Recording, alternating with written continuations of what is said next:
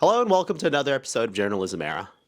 On this episode, we'll take to the streets of the Swap Meet to capture the sentiment of both local residents and local vendors on the current standard of living in the United States. With that being said, it's important to note that swap meets, often known as flea markets, have a rich and varied history that spans cultures and centuries. These markets trace their roots back to ancient times, where bartering was the primary way that people exchanged goods in civilizations like Mesopotamia and Egypt. In medieval Europe, local fairs became essential hubs for trade, bringing together farmers, craftsmen, and traders in vibrant town squares. As North America expanded in the 19th century, informal markets began to emerge in rural areas, laying the groundwork for modern swap meet. But it was after World War II that swap meets, as we know them, truly began to take shape.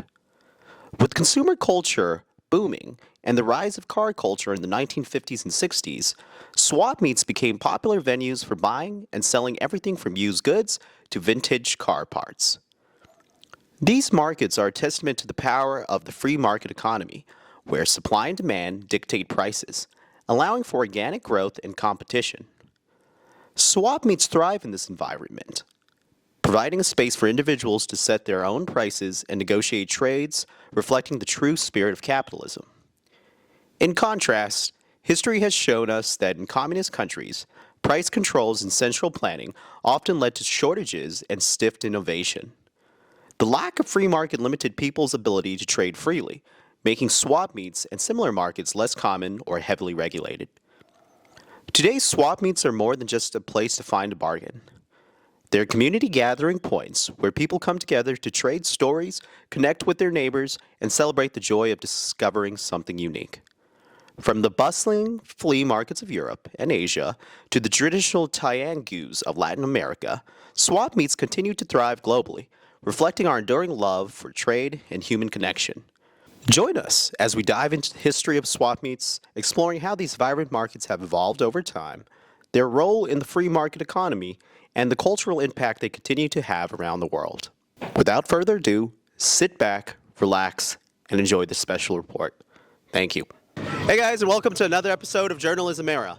On this episode of Journalism Era, we'll hit to the Rubidoux Swap Meet here in Riverside, California, to capture the sentiment of both the vendors and swap meet goers on their standard of living over the course of the last 4 years. With that being said, as usual, we'll try our best to remain unbiased and merely just capture the sentiment of these local residents.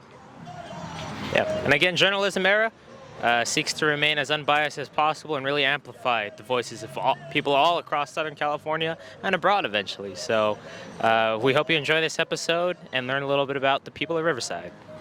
All right, hello. So first I wanted to get your first name. Yeah, my name is Miguel. Nice to meet you, Miguel. My name is Matthew. My brother and I are independent journalists, and we basically go around different cities and try to get the sentiments of different people on the ground, and to really get to understand what troubles them and what issues they can, occupy the front of their mind. So the first question we have for you is, how has your standard of living been for the last 4 years? And this can extend to anything from cost of living, groceries, gas prices, whatever it is, or even, running a business. So any perspective is valuable for us. Está bien. Hola, ¿qué tal? Mi nombre es Zaira Torres. Espero que todos se encuentren muy bien. Y la verdad, antes la comida y todo, con muy bajo dinero que yo iba a la tienda, compraba demasiadas cosas, pero en este momento ahorita todo está súper caro en las tiendas. Well, you know what, I think there's very comfortable on this area because the people there's, I think there's good people and neighbors and everything, so I think there's good people. Yeah, I think obviously the cost of living now is a little bit more tougher. Inflation has a lot to do with it. As far as business-wise, I think it's, the economy is a little slow, but I wouldn't rather do anything else. Yeah. Honestly, I like what I'm doing because you get more freedom and you make up your own hours.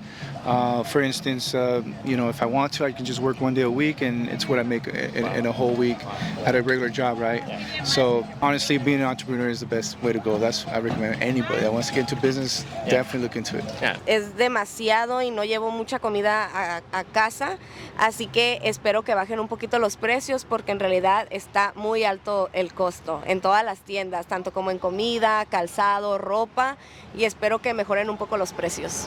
So, My mom came to America at the age of 15. She was my grandfather brought her actually, and he was a bracero, which you call those Mexicans that came during the 50s and where the government needed workers. So they gave them like a special visa, social security number. Eisenhower, after he was done with them, he sent them back. That was called Operation Wetback, right? So that's true history. So I'm not ashamed of the word because I know exactly what it means. I thank God because my grandfather came here. He worked in the fields up north. He brought my mother at the age of 15, and she was able to learn business. She was working in the fields with my dad. She used to cover her face because she was a female. They went back to Mexico, had me. I came back at the age of 5. And when my mother was here, when I was 5 years old, one of my aunts told her about the swap meet. This was in Paramount, California. Antes era un poco más fácil poder sobrellevar las cosas en el hogar, tanto como ropa y comida y todo, pero ahorita es un poco más difícil. And she started selling there. And ever since then, she's always been self-employed. I don't remember her ever working for anybody else but herself. She was a single mother, 2 kids, and she used to take care of us. And Incredible. so one of the things that she did teach me was, how to hustle. So at the age of 5 years old, I did learn how to live throughout, this type of work. If I see something, a laptop that's like $200-300 in the store, I can get it here for like $20, $50. I appreciate the marketplace. Your brother was mentioning every country in history has a marketplace. It's basically the free market where everybody gets together and trade, right? This is where you meet and swap, right? That's where they call it the swap meet, right? But it's really a marketplace where you come, you get any product and for the best deal possible. So if in the store, in the mall, you get like a pair of Doc Martens, for instance, you could see them for about $180. Here you can get a half price, for instance. To me, that's the real price. It's whatever we can get it at in real time at the marketplace. That's what I call the real market value. It's what the customer is willing to pay. So if the customer is not willing to pay a lot of money, and they're willing to come here and buy it at that price, then that to me is the real price.